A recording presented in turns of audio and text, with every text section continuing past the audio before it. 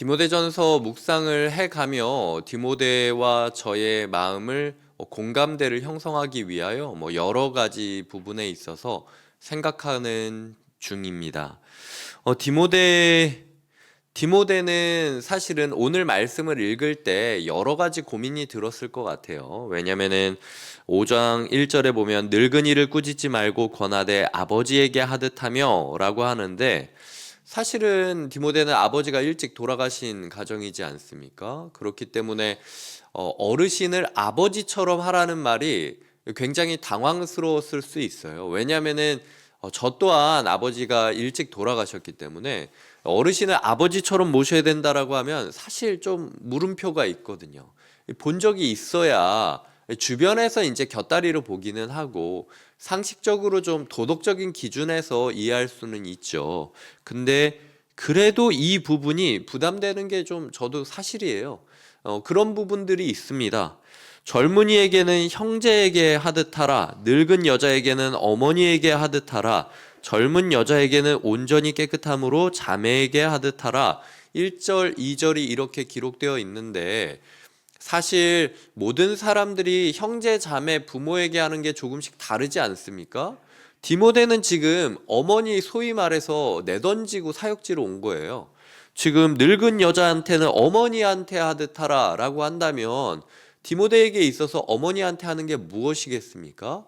무조건 오케이 하고 무조건 따르는 게 아니라 때로는 복음을 위해서는 어머니까지도 혼자 살게 놔두고 길을 떠나는 용기를 보이는 게 디모데가 어머니한테 했던 삶의 방식이라는 거죠.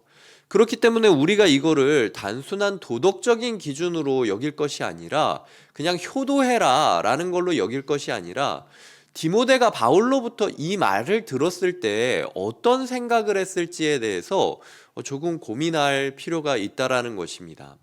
디모데는 나이가 어렸고 아직은 검증되어야 된다라는 말을 많이 들었고, 그리고 나중에 이제 내일 본문에 보면 나오겠지만 자신을 지나치게 혹사하면서 사역하는 경향이 있었습니다.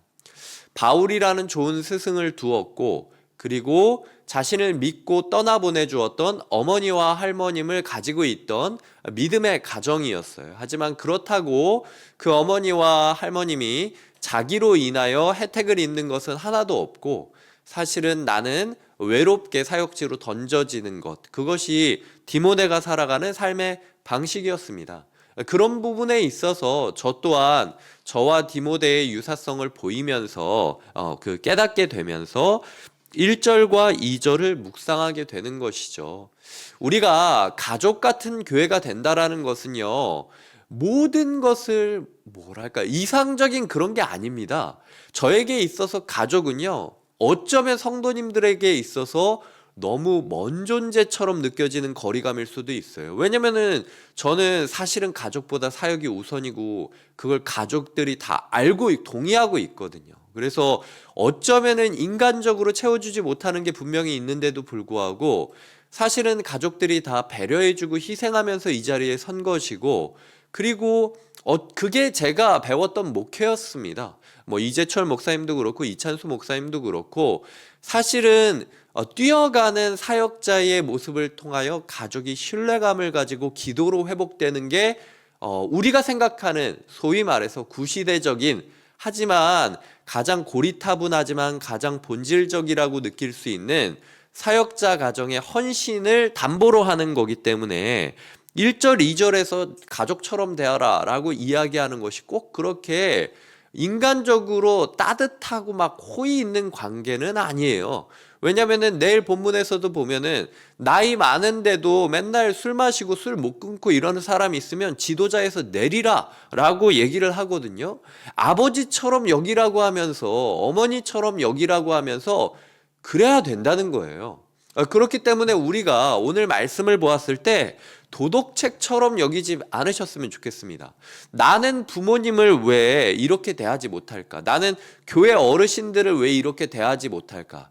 이 효라는 개념으로만 우리가 이해하게 되면은요, 죄책감만 또 우리의 마음 가운데 막 콕콕 찌를 뿐이에요. 그래서 그게 아니라 기본적으로 오늘 말씀의 전제는 복음 때문에 모든 것을 던지고 가족을 내팽겨치고 사실은 교회에 파송되었던 사역자에게 주는 말이라는 것.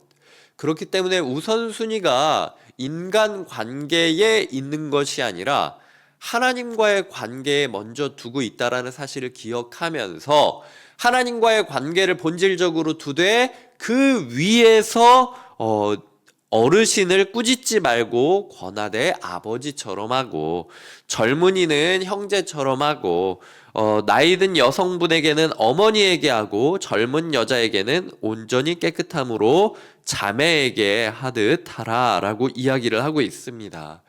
이렇게 서로를 대하는데 평등하기만 하면 돼요. 왜냐? 지금 1절, 2절을 보면 남녀에 대해 이야기하고 있는데요. 당시 사회에서는요, 여자아이가 태어나면 임신했을 때 이게 남자인지 여자인지 모르잖아요. 여자아이가 태어나면 그냥 길가에 버리는 게 일상화되어 있던 시대였습니다. 그게 당연한 시대였어요. 그리고 여성들의 성을 착취해서 기쁨을 누리는 것이 당연한 시대였어요.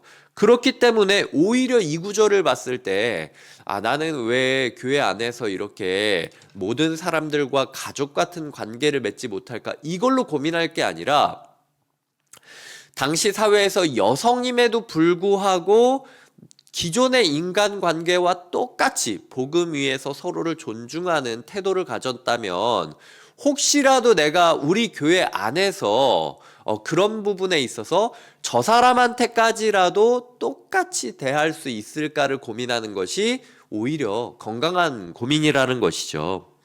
두 번째로는 참 과부인 과부를 존대하라 라고 이야기를 하고 있습니다. 이 과부, 고아와 과부라는 단어를 성경에 보면 고아와 과부를 환대하라. 하나님께서 사회의 가장 낮은, 가장 돌봄이 필요한 계층을 고아와 과부다라고 이야기를 하고 있거든요. 그런데 초대교회는 그 고아를 품어라 라는 말 때문에 길가에 시체처럼 버려져 있었던 피덩이 아기들을 입양해가지고 그 아기들을 키우는 모습을 보여줬고, 과부를 돌보라는 말에는 오늘 구절처럼 교회 안에서 세부적인 지침들이 있고 노력들이 있을 정도로 집중하는 사역을 보여줬기 때문에 교회가 교회다울 수 있었다라는 생각을 해주시면 좋겠습니다. 그렇기 때문에 오늘 말씀은 1차적으로 우리 교회 안에 사별한 가정들에 대해서 우리가 어떻게 대하고 있는가 라는 부분에 대해서도 고민해 보셔야 되고요. 2차적으로는 교회가 돌봐야 될 사람들을 돌보지 않고 돌보지 않아도 되는 사람들을 지나치게 돌봄으로써 그 사람들이 자립하지 못하도록 막고 있는 것은 아닌가 고민해 보아야 된다라는 겁니다. 무조건 베푸는 게 그 가정에 도움이 되는가, 아니면 그 가정이 자립의 의지를 잃고 그냥 교회에게 손 벌리는 것만으로 인생을 살아가게 만드는 것인가 라는 부분에 있어서는 우리가 고민을 해봐야 한다라는 것이죠. 당시의 결혼 문화는요, 우리의 결혼 문화랑 조금 달랐습니다.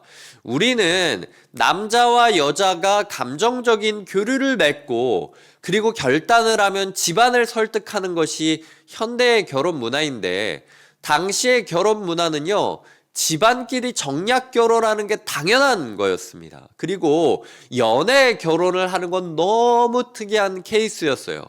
그렇기 때문에 로마의 문헌들을 보면은 요즘 로마에 대한 드라마들에서도 비슷한 이야기들이 나오지만, 남자와 여자가 귀족과 귀족 집안의 정략 결혼 때문에 결혼을 했는데, 그렇기 때문에 상호 동의를 하고 너는 애인 찾아라, 나도 애인 찾겠다. 그래서 당시 로마에 보면 목욕탕 문화도 발달하고 그러지 않았습니까?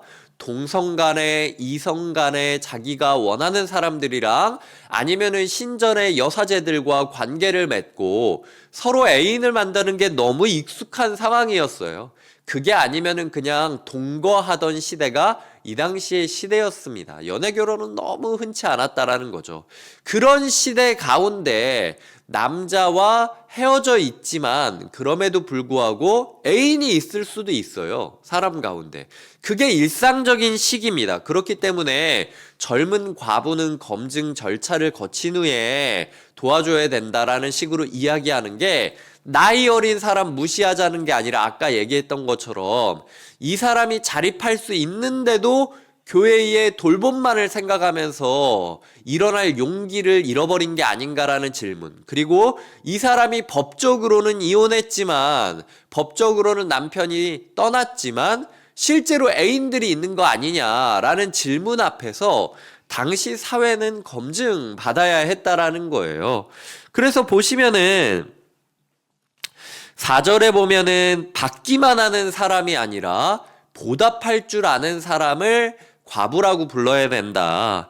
그리고 5절에 보면은 5절 6절에 보면은 외로움의 문제를 간구와 기도로 푸느냐 아니면은 술과 뭐 담배 이런 것처럼 향락으로 푸느냐라는 부분을 검증해야 된다라고 이야기를 하면서 지금 보시면 9절부터 10절까지 기준이 나와 있다라는 거죠. 나이가 60세 이상이 되어야 되고 한 남편의 아내였던 자로서 딱히 이렇게 남편이 떠나갔어도 다른 갈 곳들을 마련하는 사람이 아니라 오히려 복음 안에서 자립하려고 애쓰고 있는 사람을 과부로 여기고 도와야 된다라는 거예요.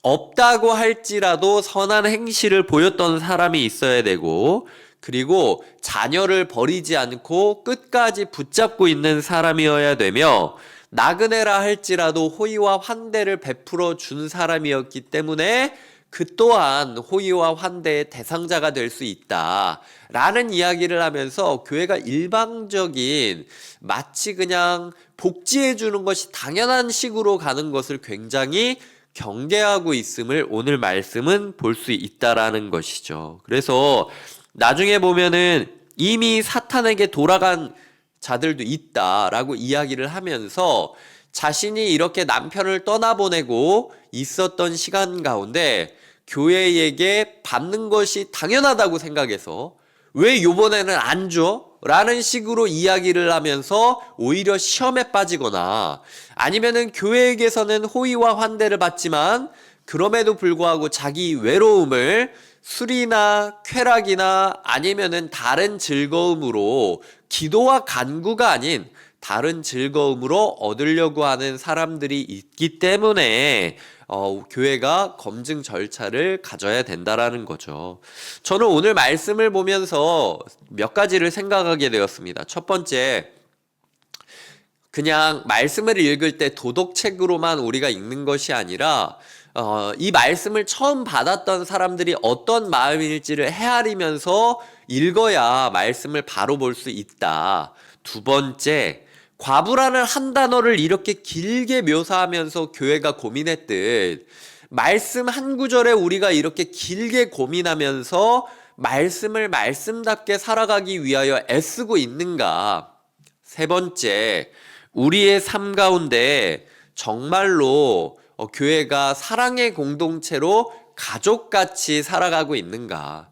가족같이 살아간다라는 것은 내 모든 것을 연다는 건 아니에요. 가족같이 살아간다라는 건 복음 위에서 각자가 각자의 싸움을 하되 그럼에도 불구하고 서로의 부족한 부분들을 채워줄 수 있는 그런 공동체. 하지만 그렇게 돌봐줌에도 불구하고 교회의 예산이라고 교회 돈이라고 마음대로 쓰는 것이 아니라 정말로 이것이 바르게 집행되어지고 있는지 고민하면서 건강한 공동체를 꿈꾸기 위하여 자정작용을 하면서 검증작용을 하는 것이 필요하다라는 것이 오늘 교회에 대한 바울의 교훈이라는 것이죠.